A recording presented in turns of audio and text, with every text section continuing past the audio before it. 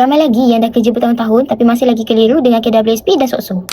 Jom saya explain secara ringkas dan mudah faham. KWSP dan SOCSO ni penting untuk semua pekerja tahu. Apa itu KWSP? Simpanan wajib untuk pekerja bagi hari tua, persaraan dan keperluan tertentu. Siapa yang kena carum? Yang kena carum adalah pekerja dan majikan. Untuk apa KWSP tu? Simpanan persaraan. Tapi kalau korang nak buat rumah, nak buat perubatan, nak buat pendidikan untuk anak-anak korang, korang boleh guna duit tu.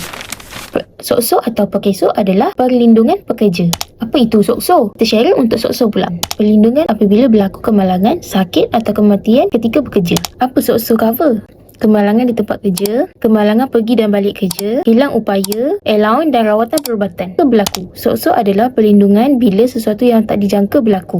Beza KWSP dan SOCSO, KWSP adalah simpanan jangka masa panjang, SOCSO adalah perlindungan dan bantuan.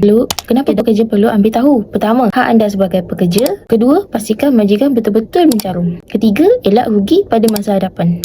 Tips semak caruman melalui iAccount KWSP. Kalau SOCSO My Future Jobs atau PERKESO Portal. Kalau ada fresh grad atau yang baru bekerja, KWSP dan SOCSO bukan pilihan atau benefit, tapi ianya keperluan.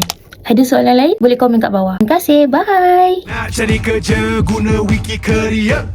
Nak cari kerja guna Wiki Career. Nak kerja? wikicareer.com.my